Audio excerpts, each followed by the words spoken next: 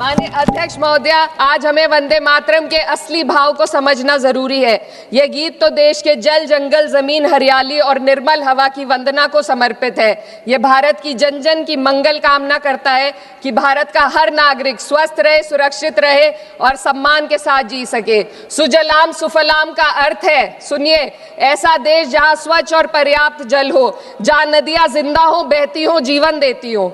अध्यक्ष महोदय, लेकिन अब जरा यमुना का हाल देखिए। दिल्ली प्रदूषण नियंत्रण समिति की 2025 की रिपोर्ट बताती है कि यमुना के कई हिस्सों में बीओडी स्तर 127 mg पर लीटर है तक पहुंच चुका है, जबकि किसी जीवित नदी के लिए ये 3 mg पर लीटर से कम होना चाहिए। ये सिर्फ नदी का संकट नहीं है, ये किसान का संकट है। नमामि गंगे के नाम पर हजारों करोड़ रुपए खर्च हो गए, लेकिन सच्चाई ये है कि आज भी गंगा और यमुना के किनारे किसान मजबूरी में उसी जहरीली पानी से खेती कर रहा है। वही जहर अनाज में उतरता है और वही जहर किसान की जिंदगी को धीरे धीरे खत्म कर देता है। अध्यक्ष महोदय, जब पानी जहर हो जाएगा तो सुजलाम कैसे होगा? जब किसान बर्बाद होगा तो सुफलाम कैसे होगा?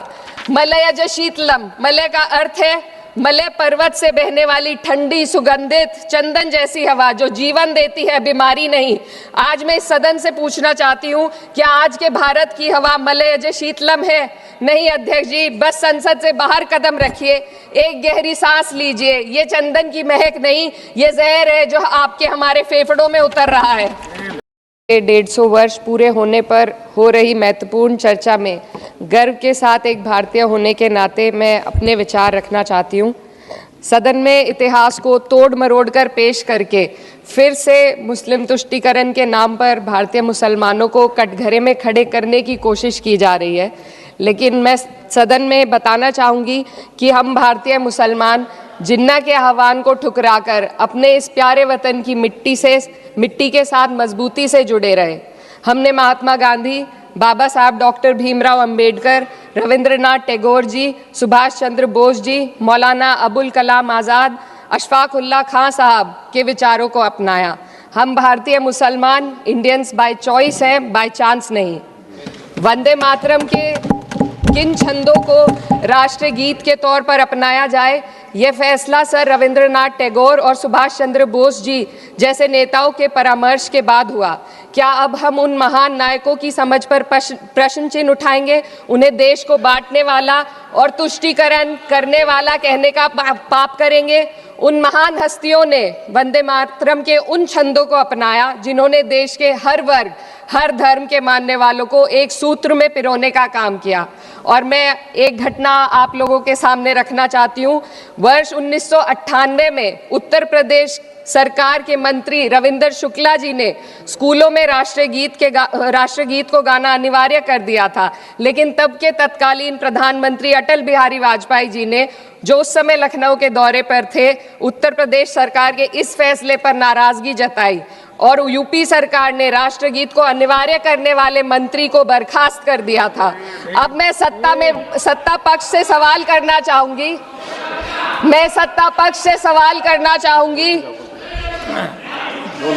बोलने दीजिए। मैं सत्ता पक्ष से सवाल करना चाहूंगी कि जो विजन आजादी के समय के लोगों का था, राष्ट्रीय गीत को स्वेच्छा पर छोड़ने का, उसी का अनुसरण माननीय अटल बिहारी वाजपेयी जी ने किया, तो क्या वह भी मुस्लिम तुष्टीकरण कर रहे थे? जी नहीं, अटल बिहारी वाजपेयी जी राजधर्म निभा रहे थे। देश में सब धर्मों को एक साथ लाना, सबके जज्बात का एहसास करना ही सबसे बड़ा राष्ट्रवाद है। माननीय अध्यक्ष महोदया, आज हमें वंदे मातरम के असली भाव को समझना जरूरी है।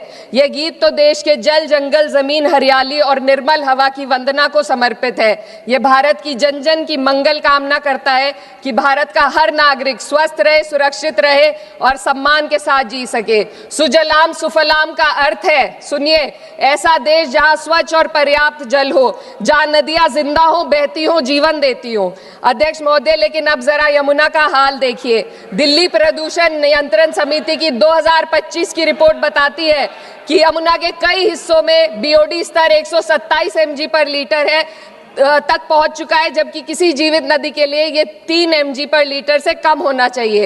ये सिर्फ नदी का संकट नहीं है, ये किसान का संकट है। नमामि गंगे के नाम पर हजारों करोड़ रुपए खर्च हो गए, लेकिन सच्चाई ये है कि आज भी गंगा और यमुना के किनारे किसान मजबूरी में उसी जहरीली पानी से खेती कर रहा है। वही जहर अनाज में उतरता है और वही जहर किसान की जिंदगी को धीरे धीरे खत्म कर देता है। अध्यक्ष महोदय, जब पानी जहर हो जाएगा तो सुजलाम कैसे होगा? जब किसान बर्बाद होगा तो सुफलाम कैसे होगा? मलयज शीतलम, मलय का अर्थ है मलय पर्वत से बहने वाली ठंडी सुगंधित चंदन जैसी हवा जो जीवन देती है, बीमारी नहीं। आज मैं इस सदन से पूछना चाहती हूँ, क्या आज के भारत की हवा मलयज शीतलम है? नहीं अध्यक्ष जी, बस संसद से बाहर कदम रखिए, एक गहरी सांस लीजिए। ये चंदन की महक नहीं, ये जहर है जो आपके हमारे फेफड़ों में उतर रहा है। दुनिया के 20 सबसे प्रदूषित शहरों में से 13 भारत में है। दिल्ली की हवा में सांस लेना मानो रोज 20 सिगरेट पीने जैसा हो। भारत हर साल सर्दियों में जहरीली हवा के प्रकोप में घिर जाता है। AQI गंभीर स्तर पर आ जाता है। ठंडी हवा का सपना अब gas chamber, ma'am 2 minutes, gas chamber की हकीकत बन चुका है। हम वो देश हैं जहां सरकार प्रकृति पर बने गीत का मान मर्दन तो करती है, पर उसी प्रकृति, जंगल, हवा, पेड़ को बचाने वाले कानूनों को धीरे धीरे खुद ही खत्म कर रही है। यह है आज के हमारे मलयज शीतलम की अफसोसजनक सच्चाई। अगर हम हवा को साफ नहीं कर पाए तो न सुजलाम बचेगा न सुफलाम बचेगा। माननीय अध्यक्ष महोदया, सस्य श्यामलम का अर्थ है ऐसा देश जहां उपजाऊ जमीन हो, जहां खेत फसल से भरे हो और किसान कर्ज और निराशा में न डूबा हो। आज किसान सिर्फ मौसम से नहीं लड़ रहा, वह प्रदूषण, नीतियों की बेरुखी और सिस्टम की नाइंसाफी से लड़ रहा है। एक तरफ कॉरपोरेट के लोन माफ होते हैं, दूसरी तरफ किसान को उसकी वाजिब MSP भी नहीं मिल पाती है। आप ग्लोबल सुपर पावर बनने की बात करते हैं, लेकिन हमारी पर कैपिटा इनकम दुनिया में 136वें नंबर पर है। हम अपने छोटे पड़ोसी देश से भी पीछे हैं। हमारे लोग $2,500 तक भी नहीं कमा पा रहे एक साल में, और जिन अरबपतियों की ये रक्षा करते हैं वो इतना पैसा 1 सेकंड में कमा लेते हैं। आज वंदे मातरम को बुनियाद बनाकर राजनीति की जा रही है, लेकिन जमीन पर जंगल पूंजीपतियों को सौंपी जा रही है। आदिवासियों को उनके घरों से उजाड़ा जा रहा है। मातरम में जो मात्रा माता है वे सिर्फ मातृभूमि की वंदना नहीं, वे इस धरती की हर नारी, वे इस देश की हर बेटी, हर महिला के सम्मान की बात भी करता है। लेकिन आंकड़े अगर आप देखेंगे, NCRB की हाल की रिपोर्ट के अनुसार, मैम जसवंत के अनुसार देश में हर वर्ष लगभग 30,000 से अधिक बलात्कार हो रहे हैं। यानी एक दिन में 80 से अधिक महिलाएं यौन हिंसा का शिकार होती हैं, और ये सिर्फ दर्ज मामले हैं। जब जम्मू कश्मीर की एक बच्ची हिंसक अत्याचार का शिकार होती है, जब सत्ता से जुड़े लोगों पर आरोप लगते हैं और कार्रवाई वर्षों लटक जाती है, जब उन्नाव की पीड़िता लखनऊ के दरबार में इंसाफ को लेकर अपनी जान देने पर आमादा होती है, जब बिल्किस बानो के अपराधियों का सरकार के लोग द्वारा स्वागत किया जाता है, तो ये घटनाएं वंदे मातरम की आत्मा पर चोट पहुंचाती है। मैं अध्यक्ष महोदया बस यही कहना चाहती हूँ अपनी बात को अंत में रखते हुए कि वंदे मातरम सिर्फ अतीत की ललकार नहीं, ये वर्तमान की जिम्मेदारी है। ये आत्म मंथन की घड़ी है। यही समय है कि हम वंदे मातरम को सिर्फ नारा नहीं, नीति और जिम्मेदारी बनाएं। और अपने जज्बात को मैं आलमा इकबाल साहब के तराना-ए-हिंद के साथ इस सदन में रखना चाहती हूँ कि सारे जहां से अच्छा हिंदुस्तान हमारा, हम बुलबुले हैं इसके, ये गुलसिता हमारा। मजहब नहीं सिखाता आपस में बैर रखना, हिंदी है हम, वतन है हिंदुस्तान हमारा। श्रीमती